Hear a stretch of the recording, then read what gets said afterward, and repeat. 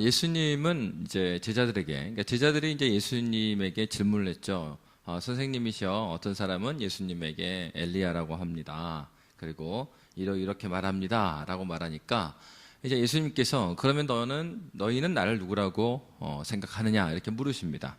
그때 이제 베드로가 나와서 진실된 고백을 하게 되죠. 마태복음 16장 16절에 보면은 주는 그리스도시요 살아계신 하나님의 아들이시니이다. 이렇게 답변을 합니다.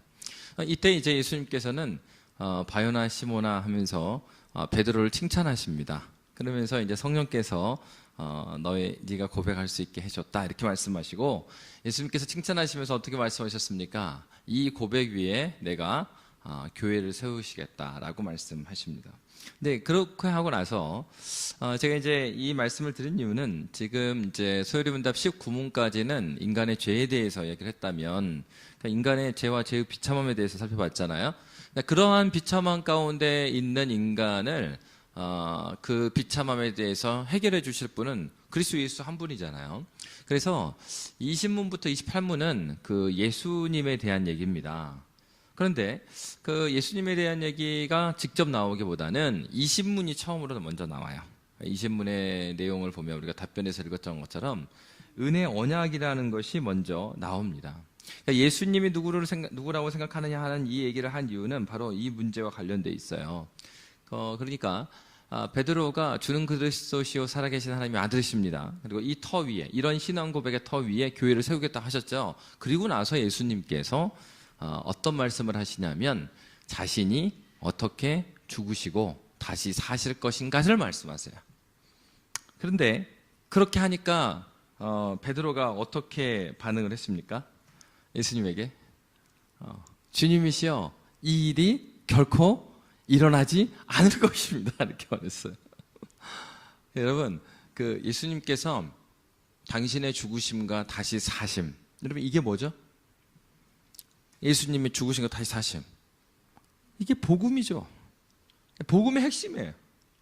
근데 앞에서 베드로가 고백한 게 무엇이었습니까? 주는 그리스도시요 살아계신 하나님의 아들이시다. 그리스도가 누구죠? 메시아라는 뜻이잖아요. 그리스도는 누구세요? 하나님께서 구원을 이루시겠다고 약속해서 보내신 분이 그리스도예요. 그러니까 예수님 입장에서 딱 보면은 예수님께서 이런 고백, 주는 그리스도시여 살아계신 하나님의 아들이십니다, 이렇게 고백을 하니까 그 고백을 풀어서 지금 설명하신 거예요. 그래, 네가 고백한 것처럼 내가 죽고 다시 살아날 거야. 그러니까 앞에서 그렇게 고백했던 베드로가 뭐 했어야 돼요 원래? 그렇습니다 예수님, 제가 그 고백을 한 겁니다. 그렇죠, 주님은 죽으시고 다시 사시는 부활의 주님을 내가 믿습니다, 이렇게 했어야 되는데 앞에서는 주는 그리스도의 살아계신 하나님의 아들이십니다 하고 그 얘기를 예수님께서 풀어 설명하시니까 절대 일어나면 안 됩니다 그래요. 그러니까 예수님이 뭐라 그랬습니까? 뭐라 그랬어요? 사탄아, 그래요. 사탄아 내 뒤로 물러가라 그러단 말이에요. 여러분 얼마나 웃깁니까? 그러니까 앞에서는 그 칭찬을 받았던, 그리고 네가 복이 있다라고 복 있는 사람이라고 예수님께서 칭찬하시거든요. 그러니까 복 있는 사람에서 사탄이 돼버린 거예요. 왜 그랬어요? 베드로가 고백은 했지만 그 고백의 내용인 그리스도가 누구시냐, 하나님 아들이 왜 오셨느냐에 대한 충분한 이해가 없었던 겁니다. 그러니까 이것은 무엇을 보여줍니까? 오늘날 우리가 교회를 다니지만 복음의 핵심은 그리스도 예수께서 죽으시고 다시 사심이에요. 그리고 그리스도 예수께서 죽으시고 다시 사신 것이 나와 어떤 관계가 있는 것에 대해서 내 말로 말할 수 없는 것이 바로 주님을 인격적으로 못 만났기 때문에 그렇거든요. 이 핵심이죠. 그러니까 이게 빠지면 교회가 아니고, 이게 빠지면 그리스도인이 아니죠. 사실 명목상의 그리스도인일 수는 있어요. 그러나 그가 하나님 앞에서의 인격적으로 그리스도 예수를 만난 사람일 수는 없죠. 바로 이 부분입니다. 그래서 우리 신앙고백서에서 보면은 가장 길게 서술하고 있는 부분이 바로 이 기독론이에요. 예수님이 누구신가에 대해서 그래서 굉장히 많은 부분을 말하고 있고, 우리 서열의 문답에서도 이제 20문에서 28문까지 예수님에 대해서 그렇게 길게 문답을 하고 있는 것입니다. 그래서 중요한 거는 예수 그리스도가 누구인지를 아는 것이 복음의 핵심이에요.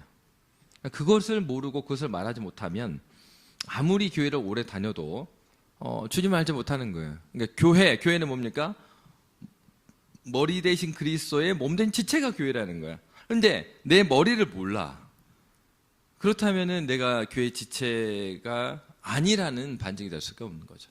네, 이런 부분, 복음의 핵심, 교회의 믿음의 터, 이 부분에 대해서 오늘날 우리의 신앙의 선배들은 굉장히 중요하게 생각을 했던 겁니다. 그래서 웨스트민스터 소요리 문답에 보면은 20에서 22문은 중보자 그리스도에 대해서, 그리고 23문에서 28문은 그 그리스도께서 어떠한 직분과 어떠한 지위로 이 땅에 오셔서 일을 행하셨는지를 보여주고 있습니다.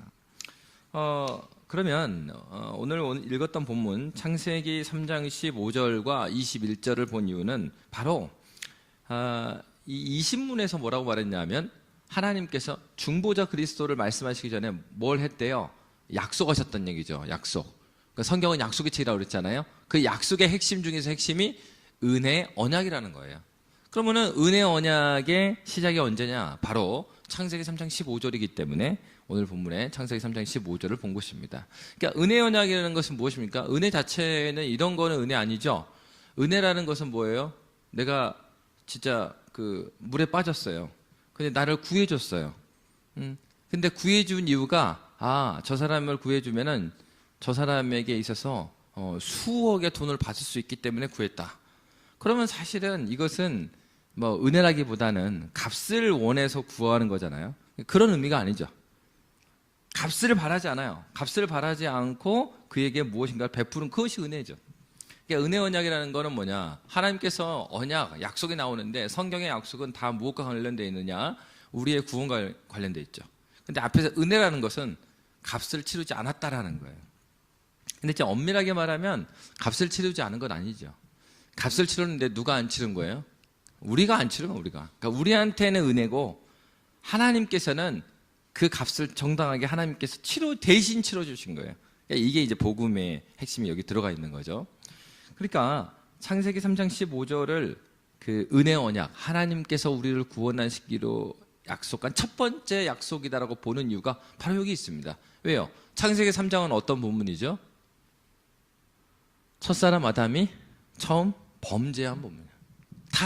타락이 나온 본문이에요. 죄를 짓자마자 하나님께서 창세기 3장 15절의 약속을 그들에게 말씀해 주십니다. 앞에서는 이미 이제 뱀에 대한 심판을 말씀하셨고 그런 여정에서 3장 15절 말씀하세요. 우리 3장 15절 말씀 다시 한번 함께 읽도록 하겠습니다. 시작. 내가 너로 여자와 원수가 되게 하고 내 원수도 여자의 후손과 원수가 되게 하리니 여자의 후손은 내 머리를 상하게 할 것이요 너는 그의 발꿈치를 상하게 할 것이니라 하시고. 이거는 이제 세 개의 문장으로 나와 있죠. 첫 번째는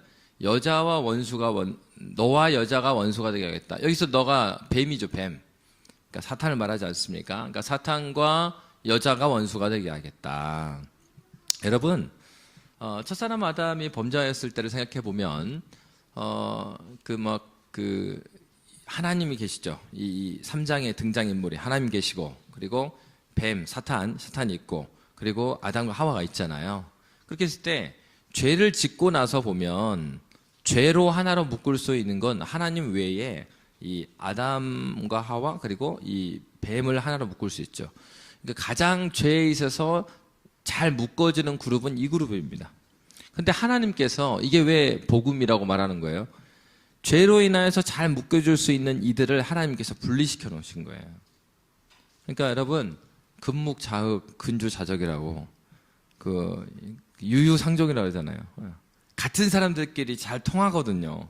그러면은 합력해서 선을 이루면 좋은데 같은 사람들끼리, 그러니까 악한 사람들끼리 모여서 더 악을 행하는 것이 이 성경의 역사가 나오는 거죠.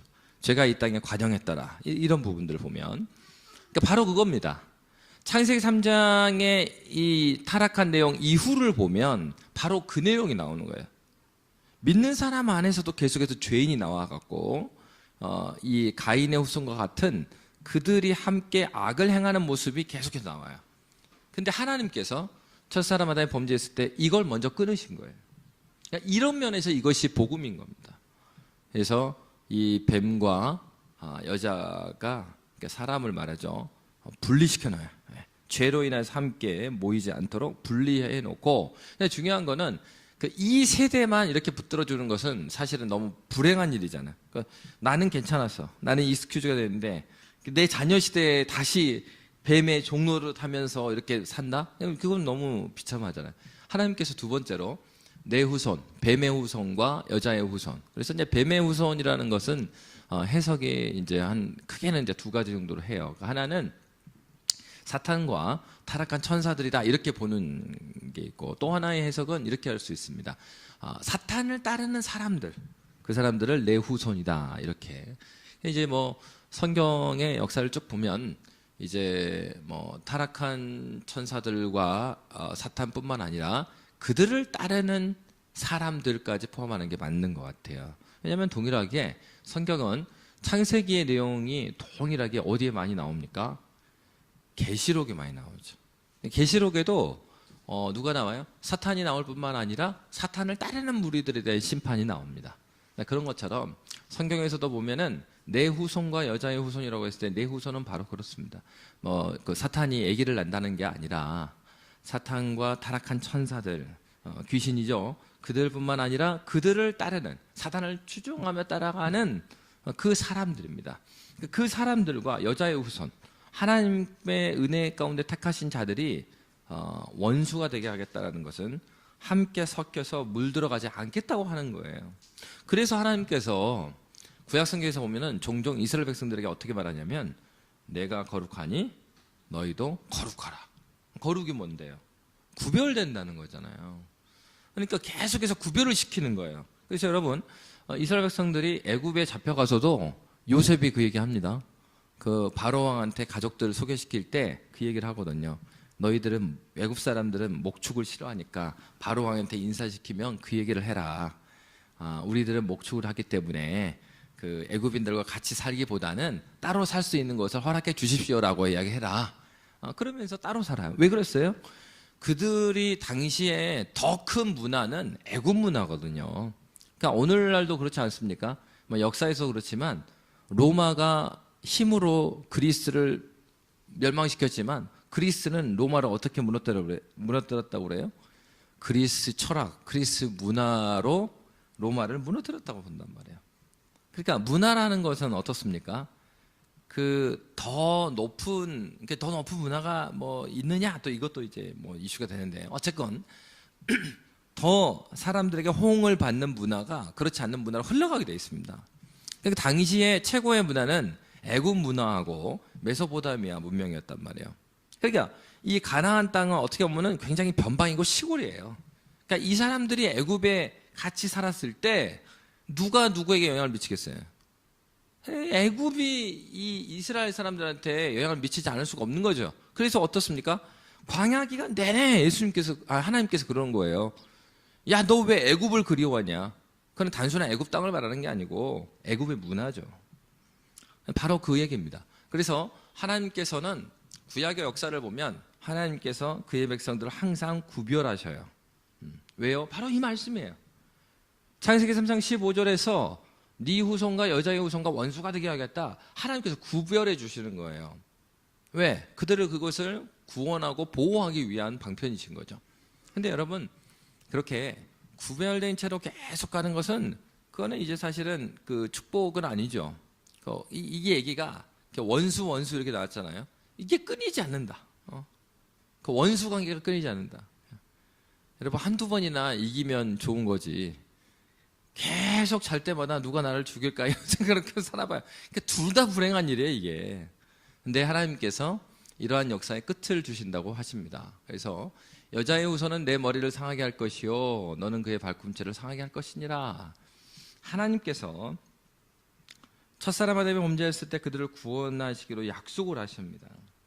그리고 약속하시고 첫 번째로 이렇게 약속을 하나님께서 이루실 것에 대한 모형으로 창세기 3장 15절의 마지막 부분, 여자의 후손이 네 머리를 상하게 할 것이다. 이 말씀, 이게 이제 그 범죄한 사람에게 있어서는 소망의 메시지잖아요. 그러니까 이 메시지를 그들의 그 모형, 그러니까 시그널, 운전하실 때 보면은 여기 표지판 있는 것처럼 표지판 나오면 다음에 그 모양이 나오거나 그게 나오잖아요. 그런 것처럼 바로 모형으로 주신 거예요. 아, 여자의 후손이 나타나는구나. 그가 뱀의 사탄의 머리를 밟는구나. 궁극적으로 하나님께서 우리에게 승리를 약속하셨구나. 그러니까 어려운 가운데 원수로 사는 것이 쉬운 건 아니잖아요. 첫 번째 문장, 두 번째 문장이 쉬운 인생이 아니잖아요. 그렇게 쉬운 인생이 아니지만 이 끝이 있다. 언제요? 여인의 후손이 오실 때 그 끝이 난다. 그러니까 이런 소망을 그들에게 주셨어요. 그럴 뿐만 아니라 하나님께서는 그러니까 실제로 그 뒤에는 어떤 역사가 나옵니까? 아담이 애를 낳죠. 그래서 가인과 아벨을 낳았어요. 그죠? 그러니까 가인과 아벨을 낳았을 때 가인이 아벨을 죽이니까 끝난 게 아니라 하나님께서 누구를 주셔요? 셋을 주십니다. 그러면서 그 이후로 이제 쭉 그 족보를, 창세기는 족보의 책이라고 그러잖아요. 족보들을 쭉 보면 하나님의 그 은혜 언약의 자손들 안에서도 죄인이 나와서 탈락이 되고 하나님의 언약을 믿어온 자들의 계보가 쭉 연결이 돼서 그리스도 예수까지 연결되는 거죠. 그러니까 이거는 단순히 혈통적인 게 아니라 이 약속 3장 15절에 여인의 후손이 나타나서 뱀의 머리를 상할 것이라는 것을 믿음으로 바라본 사람들의 역사예요. 왜? 예수님의 족보를 보면은 어떤 그 사람 예수님의 족보 안에 여인들이 쭉 나오거든요. 근데 여인들이 어떤 사람들이에요? 이방인들.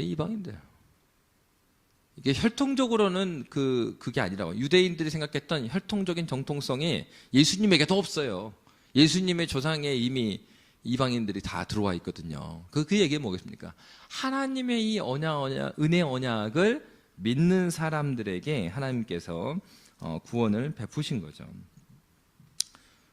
그러면 이제 하나님께서 동일하게 창세기 3장에서 은혜 언약의 두 번째 모형으로 주신 것이 우리가 읽었던 창세기 3장 21절입니다. 우리 창세기 3장 21절 함께 읽도록 하겠습니다. 시작. 여호와 하나님이 아담과 그의 아내를 위하여 가죽옷을 지어 입히시니라. 아멘. 여러분, 원래 이제 가죽옷을 입고 있는 게 아니라 무화과 나무를 잎을 떼 가지고 그래서 가리고 있었죠. 그러니까 이게 무엇을 말합니까? 우리가 지금 서울예문대 19문에서 어떤 얘기를 했습니까? 죄의 비참함에 대해서는 죄와 그 비참함. 그래서 죄로 인해서 이제 사망, 죽은 존재잖아요. 비참함이라는 건 뭐겠어요? 이 땅 가운데서 계속해서 하나님의 영광을 경험하지 못한 채로 묵 살아가는 거예요.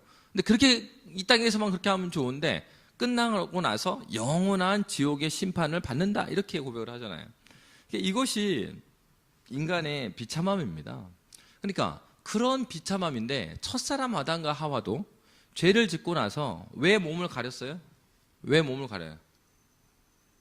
자기의 수치스러움을 자기가 벗었다는 것을 알게 됐다 이거예요.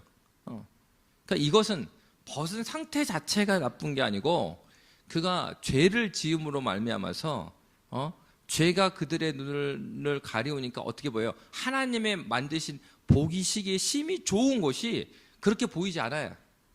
죄가 들어오자 죄가 그들의 눈을 가리우니까 자신들의 하나님께서 지은 이 몸들을 굉장히 수치스럽게 생각하게 되는.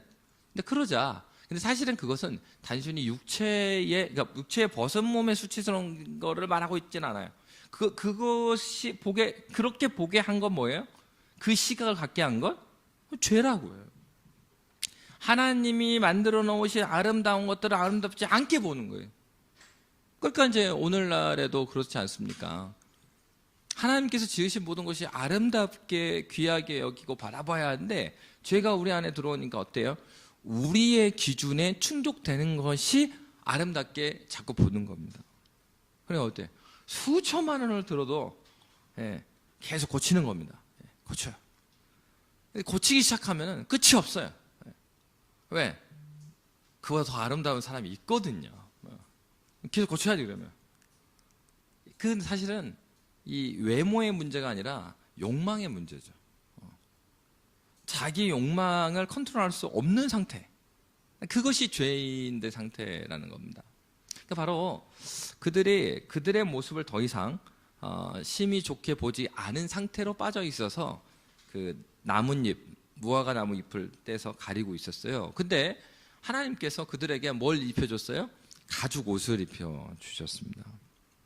굉장히 의미가 있는데, 하나는 하나님께서 가죽 옷, 그냥 당시에는 이제 옷을 입힌다라고 했을 때 고대 근동에서요, 옷 자체가 의미하는 게 그 사람의 사회적인 지위와 역할, 멋적인 부분도 있습니다. 외적인 멋도 표현을 하고, 그리고 또 언제 옷을 입혔다 이런 부분, 옷을 지어 입히셨다고 되어 있잖아요. 그러니까 옷을 지어 입히다라는 의미가 또 언제 쓰여졌냐면 상속을 해줄 때 그랬어요.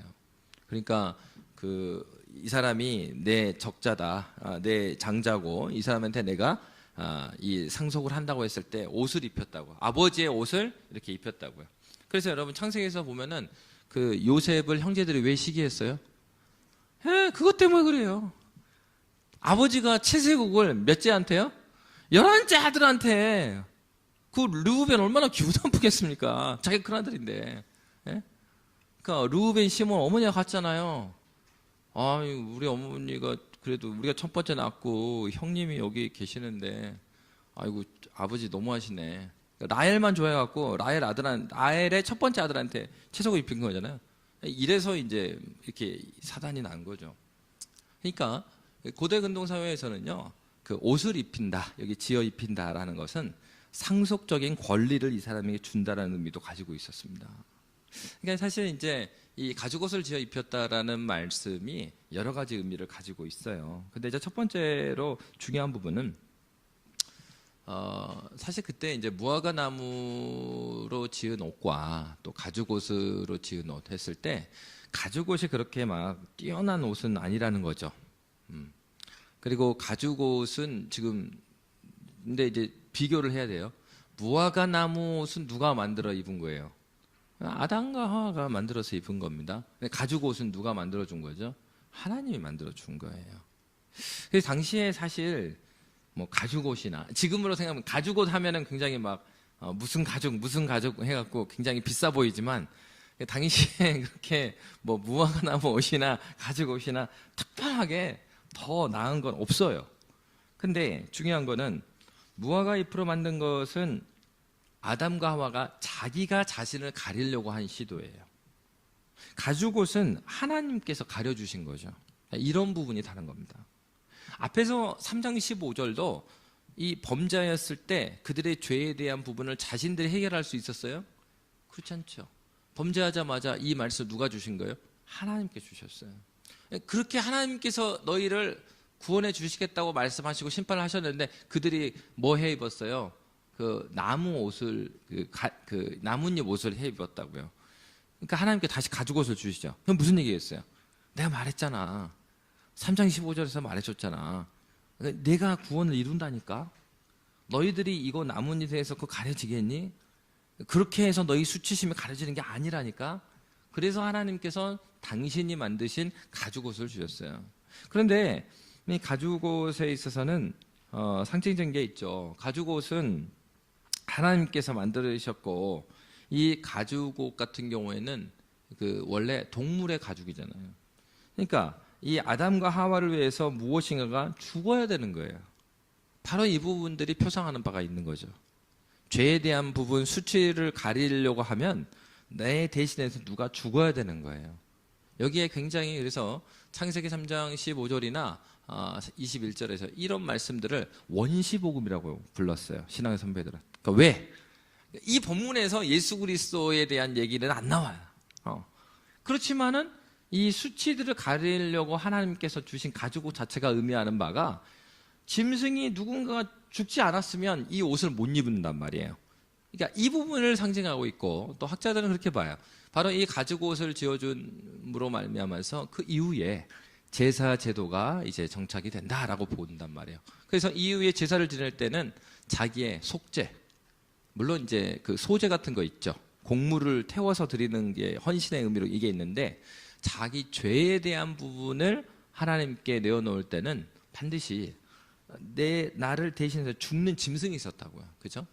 그러니까 바로 그런 제사 제도가 여기서부터 하나님께서 원시적인 복음을 주심으로 말미암아 이제 시작되었다. 또 이렇게 보기도 합니다.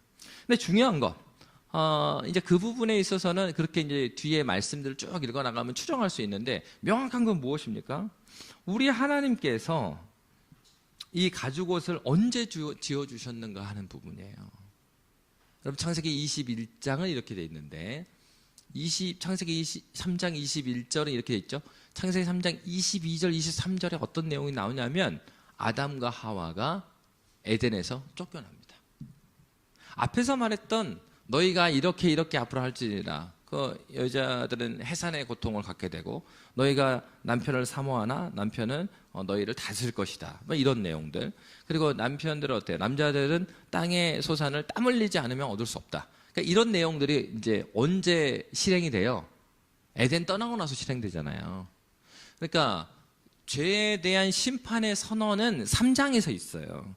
근데 그거를 자신들이 심판의 실행으로서 체험하게 된 건 언제부터입니까? 에덴 떠나면서부터예요. 그죠? 근데 이 가죽옷을 하나님께서 언제 주셨냐면 에덴에서 추방되기 전에 주셨어요. 여기에 복음의 진리가 담겨져 있습니다. 무엇입니까? 우리 하나님께서는 우리 이렇게 생각하면 안 된다고. 신앙생활할 때, 저 어릴 때 그랬거든요. 어릴 때 보면은 그 한국 교회가 특정한 지역 빼고 선교 초기에 그 장로교 선교회가 제일 많았어요. 남장로교, 북장로교, 호주장로교 뭐 그렇기 때문에 한국 전반적으로 장로교 선교사가 제일 많았어요. 그리고 두 번째가 감리교 선교사님들이 많았어요. 그다음에 선결교. 그러다 보니까 특정 지역, 뭐 강화도 같은 경우는 장로교라고 하면 사람들이 초창기에 이단으로 생각했어. 왜? 감리교만 봤기 때문에. 그래서 지금도 그 강화도에 가면은요, 감리교 그 성지들이 막 있어요. 그리고 진짜 막 그 초창기에 믿음으로 산 그런 간증들이 그곳에 많이 있습니다. 뭐 교동이나 뭐 이런 데 가보면은. 근데 어쨌건 중요한 거는 초창기에는 한국 교회가 서로 선교사님들이 싸우지 않기 위해서, 선교지를 놓고 싸우지 않기 위해서 그 지역을 분할해서 사역을 했어요. 근데 장로교회들이 교단들이 많아갖고 대부분 이제 장로교회가 많이 지역을 이제 섬겼죠. 근데 그 어릴 때 보면은 그러다 보니까 장로교회들을 보면은 굉장히 예배나 이런 게 엄격했잖아요. 그래서 어린 시절에서도 아주 시골에서 뭐 자랐거든요. 그러면 교회를 다니면은 이제 이게 복음하고 뭘 착각을 하냐면 엄격함이 복음이라고 생각이 되면서 하나님을 어떻게 인식되냐면 엄격한 분이라고 인식하는 거예요. 아마 이제 지금 자녀들 세대는 다를 겁니다. 한국교회 예배 자체가 굉장히 자유해졌거든요. 형식이 거의 없는, 그래서 뭐 그런 교회가 많아졌어요. 그런 친구들이 이렇게 교회를 다니면 어떻게 할까요? 예배 드릴 때 그런 아무런 형식 없이 막 이렇게 하면은 어떻게 인식해요? 하나님은 이렇게 자유로우신 분이다, 이렇게 인식할 수 있죠. 그러니까 어린 시절에 엄격하게 교회 생활하다 보니까 하나님에 대해서 어떻게 생각하냐면 엄격하신 분이다, 이렇게 인식이 돼요. 그래서 성경을 읽을 때도요, 뭐가 자주 들으냐면 심판하리라, 이게 막 꽂히지, 막 은혜의 말씀이 막 꽂히는 게 아니라 이거 이렇게 하면 죽을 것이고, 막 뭐가 기억나요? 고라자손 땅이 입을 벌렸고 삼켜버렸다, 이런 게 막 남지 막 복음이 안 남아요. 근데 여러분, 창세기 3장을 잘 보면 하나님께서 심판의 메시지가 3장에 있죠. 근데 그 실행된 거는 에덴 동산 쫓겨나면서부터거든요. 근데 쫓겨나기 전에 하나님께서 뭘 지어 입으셨어요? 가죽옷을 지어 입으셨어요.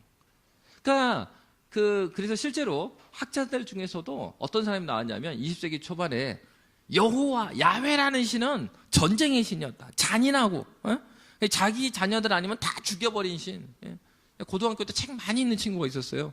그 친구가 윤리 시간에 이제 뭐 종교에 대해서 뭐 발표하는 시간이 있었는데 그 친구가 나와서 기독교에 대해서 발표를 하는 거야. 근데 내가 믿는 하나님이 아니라 이 친구가 기독교는 뭐 저기 이스라엘 팔레스틴 지역에서 시작돼서 원래 그 신은 전쟁과 잔인한 신이었다, 이렇게 하고 발표하고 박수 받고 끝나는 거야. 선생님 막 칭찬하고 발표했다 막. 이 친구 90 몇 점. 자, 기독교인들 말해봐. 아무도 말 못하고 막 그랬어요. 그러니까 실제로 그 복음주의적이지 않은 학자들이 그렇게 보는 거예요. 이렇게 구약에서 하나님은 너무 자기 식구 챙기는 신. 그리고 싸움은 잘한 줄 모르지만 포악하고 잔인하고 자기 식구 아니면 다 죽여버리고 막 이런 신이다 이렇게. 그런데 이 첫사람 아담이 범죄했을 때부터 하나님은 긍휼에 충만하신 하나님인 거예요. 자기 자녀들에게 가죽옷을 지어 입히셨어요. 그러한 심판은, 만약에 여러분 이런 심판이 없다면 하나님 어떤 분이시죠? 뭐 우유부단한 신이잖아요. 말만 그렇게 해놓고선 그 실제로는 딱 자기 자식이 문제 일으키니까 에이 그냥 뭐 눈 감아 주지 뭐 이렇게. 이건 또 뭐 그렇게 해보세요. 그러면 사람들이 또 그렇게 비난하죠. 주님 안 믿는 사람. 야 니네 신 뭐 사랑이 많을지 모르지만은 그 자식이 됐을 때나 좋아하잖아. 자식이 아닌 사람들한테는 굉장히 언페어하잖아. 하나님은 그렇게 말한다고요. 신앙이 없는 사람이 그렇게. 그런데 성경은 분명히 하나님께서 공의의 하나님이신데도 불구하고 그 공의를 심판하시기 전에, 시행하시기 전에 뭘 또 베푸셔요? 긍휼을 베푸시는 하나님이셔요. 그래서 여러분 신약 성경을 보십시오. 바울이 성경을 왜 그렇게 잘 이해했습니까? 바울이 골로새서, 에베소서에 무슨 얘기를 해요? 너희가 그리스도 예수로 옷 입어라.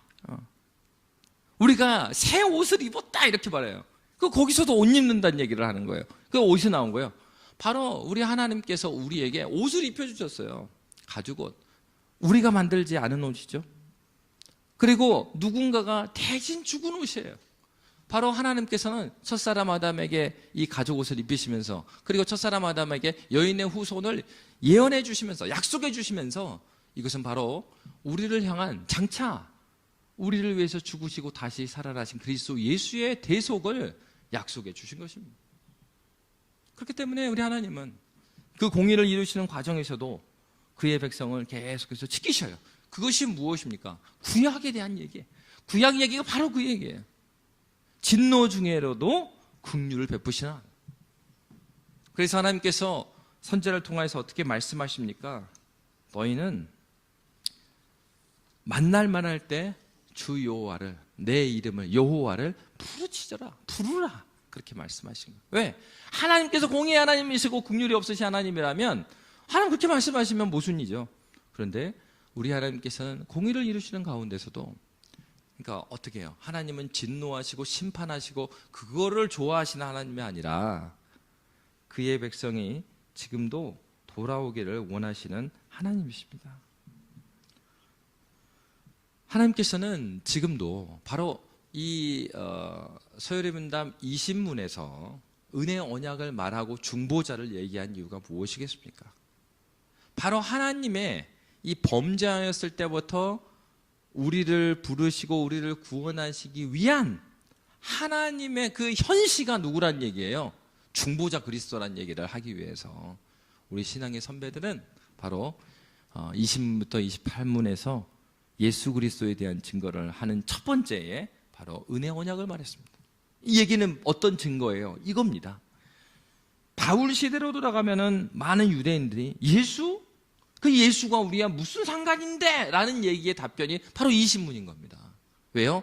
이 신문은 바로 은혜 언약을 이야기해서 이스라엘 백성, 유대인들의 입장에서 이 세상이 지어졌을 때부터 자신들이 있는 데까지에 대한 얘기가 이 신문, 하나님의 은혜 언약의 내용이기 때문에 그래요. 그래서 이 신문이 왜 중요합니까? 이 신문에서 그 뒤로 가는 중보자 그리스도, 예수, 당시의 바울 시대에 예수가 왜 우리 유대인과 무슨 관계야? 라고 말했을 때 관계가 있다. 어떤 측면에서? 하나님은 은혜의 언약을 말씀하신 분이고 그 은혜의 언약을 시행하러 누가 오셨다고요? 이 예수가 오셨기 때문이다. 그가 바로 중보자 그리스도이시다라는 그 사실입니다.